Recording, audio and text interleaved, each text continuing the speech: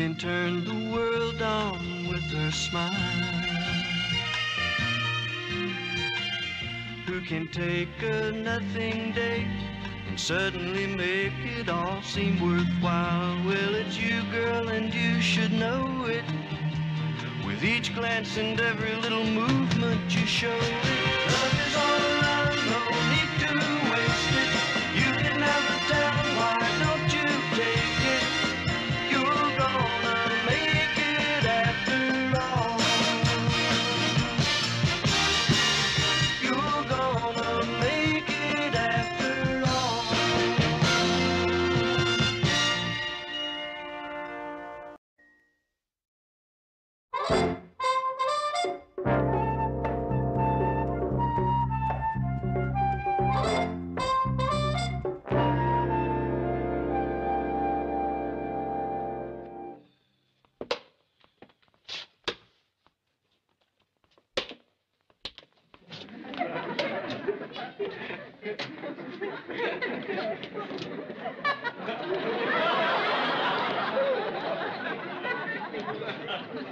I'm sorry I'm late, Lou, but you know how fans can hold you up. Yeah. It took Ted hours to find one. Okay, we should have had this meeting long ago. Our newscasts have gotten pretty static. I want to do something new, something different, something that's never been done before. So, I have decided to hire a lady to do a short editorial segment on the show every evening. You mean like Kathy Daniels at WKGW?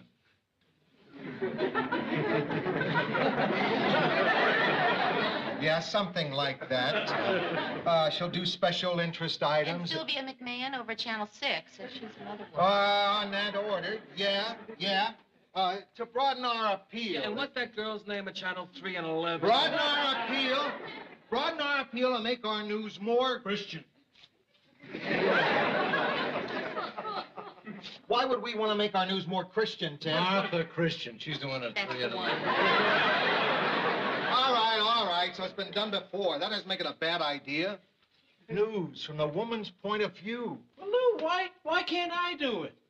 Ted, what Mr. Grant means is that a woman will provide additional insight without taking away any of your own unique and invaluable qualities. Well, do you have any particular woman in mind, Lou? No. We'll hold auditions next week. Mary put some ads in the paper, that sort of thing. Any particular qualifications? Well, she doesn't have to have a lot of experience in television, but she should be attractive like you, Mary. She should be about Mary's age, bright, well-dressed like Mary. Well, why not just ask Mary?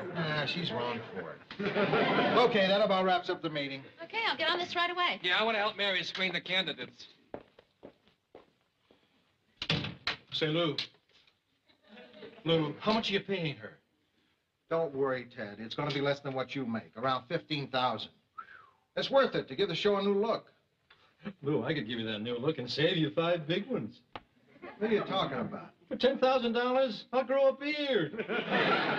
Get out of my office. How about a mustache for 5? Ted! Come on, Lou, give me a break. Sideburns for 2? Ted, you just listened to me describe the kind of woman we're looking for. In that entire description, did you hear anything about a beard, a mustache, a sideburn? I'm just trying to help, Lou. Don't slam the door, Ted. I'll pluck my eyebrows for $100 now, tell me.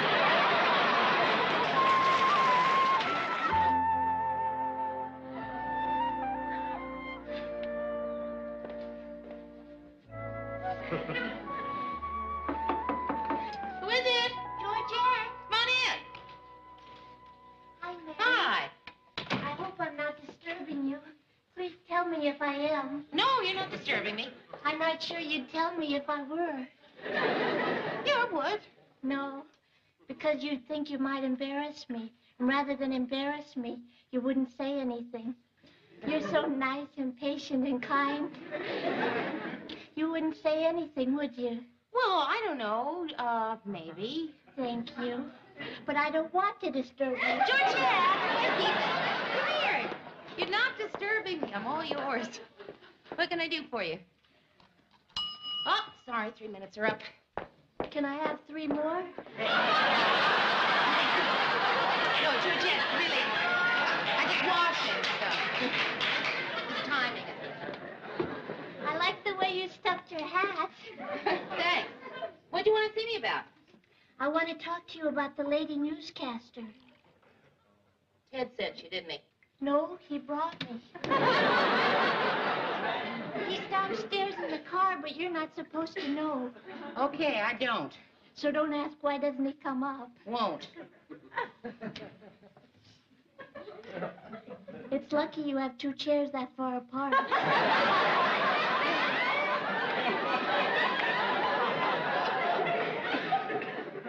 Anyway, about this lady newscaster. Please don't laugh.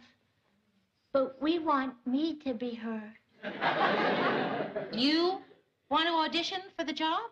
Absolutely. Cross my heart, I swear. Really? No. I told Ted I'm not a very good liar. Ted wants you to audition? Yes. That just doesn't sound like Ted. When he heard how much the salary was, he sent me over here to butter you up.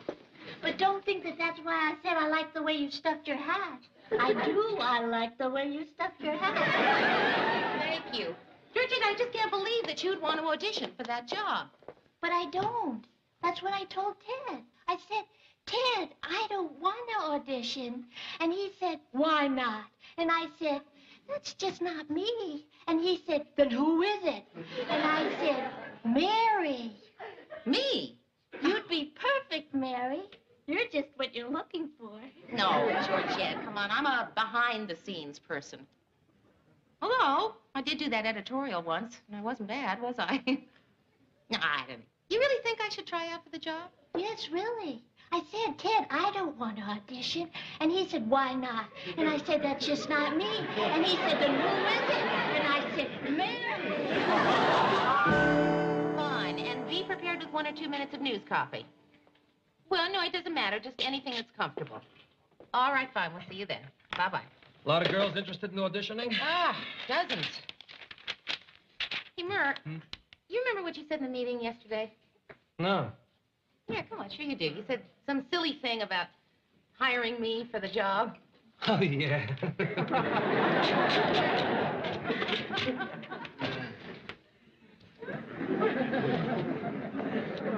Hi, everybody. Except Mary. But you want to know why I didn't say hello, Mary? No, Ted. All right, I'll tell you why. The reason I didn't say hello is I think it's pretty low. When a person asks a friend to go to another friend to do the first friend a favor and the second friend tears the first friend's heart out. Oh, Ted, Georgette doesn't want the job. She doesn't think she has the talent. Oh, that's ridiculous. How much talent does it take? Hey, wait a minute, Ted. Wait a minute. You don't think that job requires a certain amount of skill? No, I don't. I mean, you feel that any fool can do it? That's right, just about any fool. Let me get this straight, Ted. Now, you are saying that any half-wit could just walk in here and read the news? That's right, just about any half-wit. But don't you bother to audition for the job, Marie. Lou wants a girl. I got you! I got you! I got you! I did it! I got him! I finally failed! I just lost a duel of wits to an unarmed opponent. Oh, Mr. Grant, do you have a minute? No. Oh, well, I'll just take a moment then. I don't have a moment, Mary. All right, very quickly then. Mr. Grant, you remember that on-the-air editorial I did? Yes. Well, I wasn't bad, was I? No, Mary, you weren't. Come in. Mr. Grant, you remember yesterday you said you were looking for a girl like me for the newscaster job? Mm-hmm. Well, I'm a girl like me. In fact, I'm probably the girl most like me I know. Mary, don't you think you were the first one I thought of for the job? Well, then why didn't you let me audition for it? Well, because I'm afraid I'd hurt you if you auditioned and I had to tell you I was giving the job to someone else. I just couldn't bear hurting your feelings that much, Mary. Oh, Mr. Grant. And I really think you'd stink. Look, Try to imagine that it was me who was trying to be a newscaster, and you had to tell me that, no, that's a rotten example. I'd be terrific. Grant, it's not going to break my heart if I don't get the job. And it certainly wouldn't be the first disappointment I've had in life. Yeah? Yeah, I've had plenty of disappointments. Like what? Well, of course, things have been pretty good lately. All right. When I was in high school, I ran for the president of my senior class. Mm. Boy, I painted posters. I made speeches. I campaigned for months. And you lost. No, I won, but not by nearly as much as I thought I would. But I got over it eventually. Excuse me. So, Mr. Grant, all I'm asking for is the chance to audition, just like anybody else. Oh, okay. You can put your name on the list. Oh, Mr. Grant, thank you.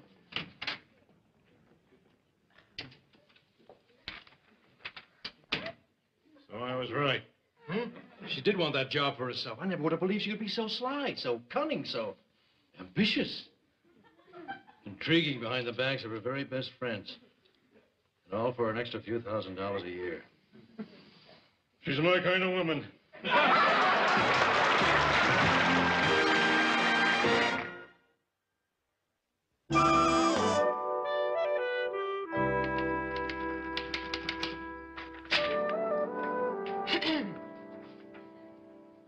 Thank you, Mr. Baxter. Mr. Baxter. Thank you, Ted. Thanks, Ted. Thank you, Ted. Excuse me, Ted. Who is it? It's Sue Ann, dear. Well, what a nice surprise. I happen to be in the neighborhood. Doing what? Coming to see you. Oh, Mary, I love this apartment. I love what you've done to it. I haven't done anything to it. I know. That's your guts. Mary, I would kill for a cup of coffee. That's why I'm going to offer you one. Mary, I'll tell you why I'm here. I have decided to audition for that woman's point of view spot on your show. In fact, I've already prepared what I think is a very solid piece of copy on the recent mudslides in Alaska. How do you take it? Very seriously. I'm into coffee. Oh, coffee experts agree a good cup of coffee should always be savored just as it comes from the pot. Hot, rich, and black. I just have a little cream and sugar. Joanne, why do you want to be on our show? You're the happy homemaker. Yes. And the happy homemaker is very unhappy. About what? I have done that show every day since July 1963. Do you know what that means, Mary? It means I've been smiling for 11 years. I never thought of it that way.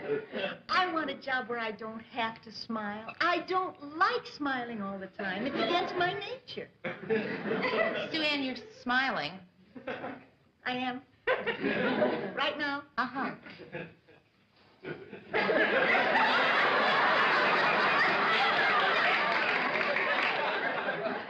I can't tell anymore. I'm in a rut, Mary. Everything I do is mechanical. I just go through the motions. Oh, well, Sue Ann, come on. Everyone feels that way about her job sometimes. But I can't pretend anymore. I've cooked it all. I've eaten it all. I've cleaned it, trimmed it, and stuffed it twice. Gee, I can sympathize. Monotony has turned me into a bitter, spiteful person. Oh, I know you haven't noticed, but it has. Really? And I don't want to be that way, Mary. I want to be a nice person. And with your help, I'm going to be a nice person. And changing jobs is the first step. Well, Sue Ann, that puts me in a sort of an awkward position, see, because I'm going to try out for the job, too.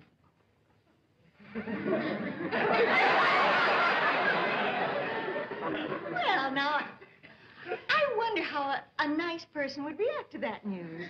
Well, I don't think A nice person wouldn't point out the dubious ethics of an associate producer auditioning for her own show. A really nice person wouldn't use phrases like undue influence or conflict of interest or two-bit double-crossing think. Oh, now, just a minute, Sue Ann. In the language of the newsroom, that's an allegation. I have no more influence over the audition than anybody else. Mary, dear, in the language of the kitchen, that's a crock. And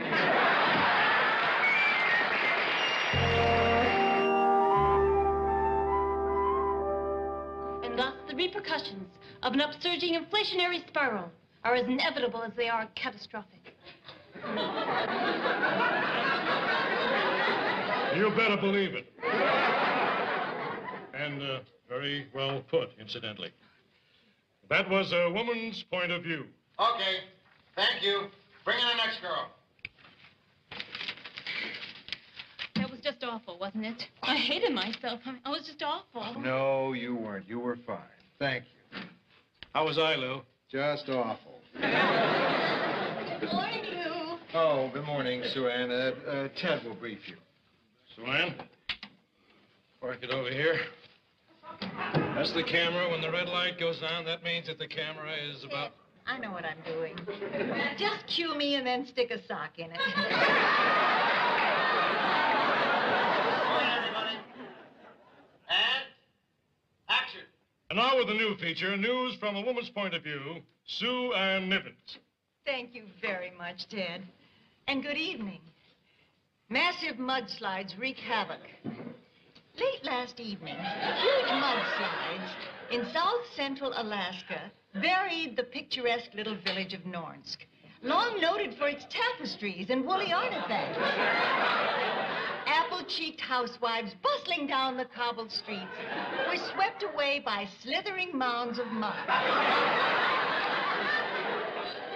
Let's all hope that survivors remembered that stubborn grime can be removed with a blend of and cornstarch. Victims, plucked gagging from the slime, were treated at the high school gym, stunningly decorated for that night's prom, the theme of which is fun on the farm. Volunteers, dressed as cows and chickens, circulated among the injured, passing out hand-embroidered tea towels. Hot soup, always a nourishing basic, was ladled from a tureen concealed inside a huge pink papier-mâché pig. And now, back to Ted.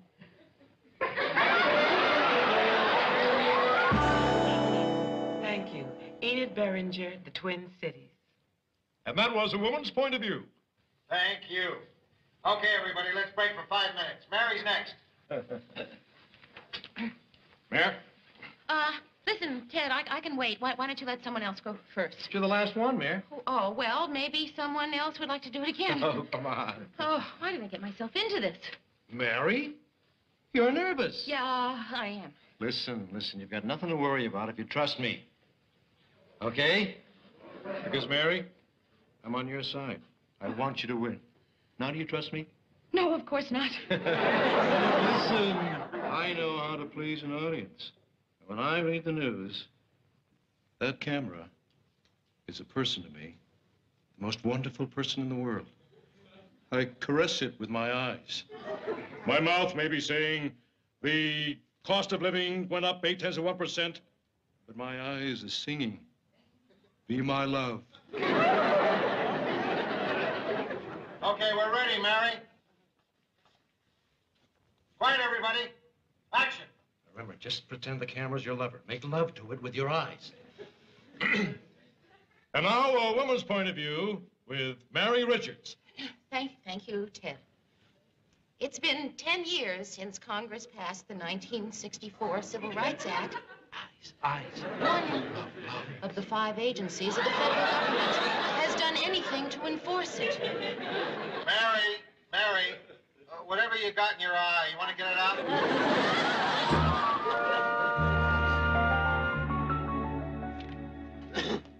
Oh, hey, Lou, you gonna give Mary another try? What for? She wasn't good, Murray. I wish she had been. I wish she'd been terrific, but she tried twice and she wasn't. I know, but she was nervous. Just don't know how I'm going to break it to her. You wouldn't like to, would you? Sorry, Lou. I'm no good at breaking bad news. I still haven't told Marie I'm going bald.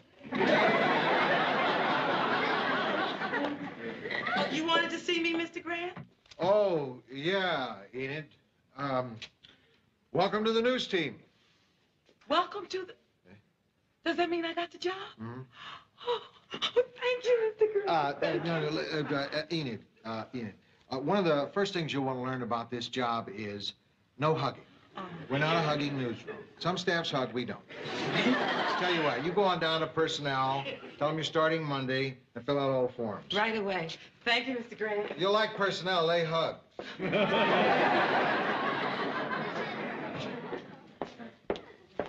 So, Mr. Grant, any decision? Not yet. Well, I wasn't rushing you, just, wondered if there was any kind of decision.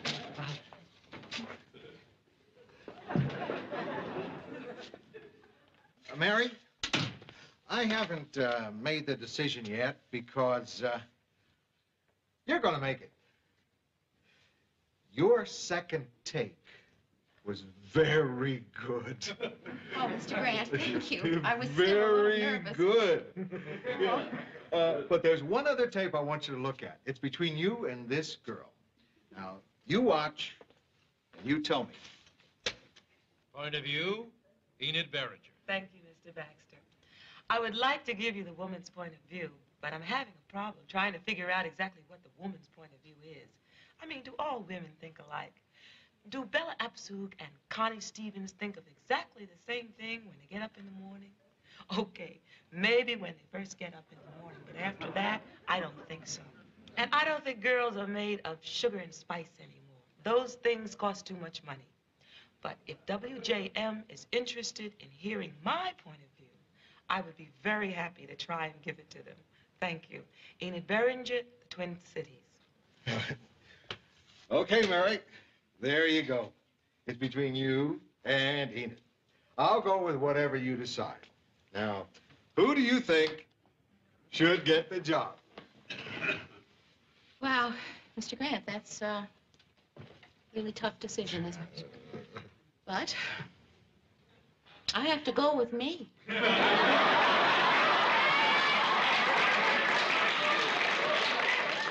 What? Mary, Enid gave a great audition. Yes, she did. Excellent, an excellent audition. Maybe even better than mine. Oh, but, no. I mean, how many times can she go out there and say that? Say what? That there's no such thing as a woman's point of view. I mean, that's a cute idea. Really cute, really cute. But what's she going to do the next night? And besides that, Mr. Grant, I've got the newsroom experience. You know, an audition isn't everything. I mean, she was good, really, really fine. But I think all the factors considered, I got to go with me. Mary, come in. Oh, hi, Mary. Hi. Mr. Grant, it's all set. I went down to personnel. I told them I start Monday. And thank you again. I won't let you down.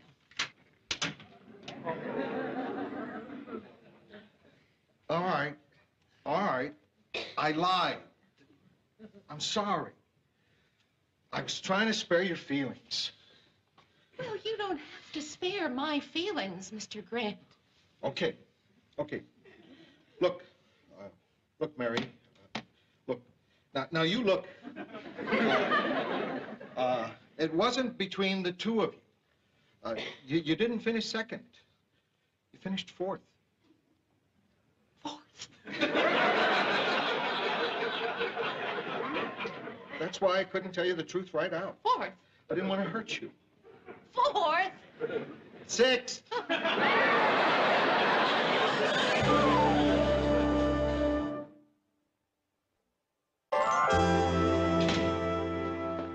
Excuse me, Mary. Gee, I was so excited I forgot to ask what time I come in Monday. Well, 10 o'clock will be fine. Thanks. Oh, Enid, listen, I'm really glad you got the job. I thought you were just terrific. Congratulations. Thanks, Mary. Mary, that's really nice of you to say, because I know you auditioned, and I'm sure you must be disappointed. Oh, Oh, no. I never really expected to get the job at all. No, I'm a behind-the-scenes person. I really just did it for the fun of it, you know. I didn't want the job. Mary, you want to go have a drink? Yeah, I would like to. Okay. Good night, Mayor. Good night. Oh, hi, Mr. Baxter. Do you remember me? Sure, you're the black one.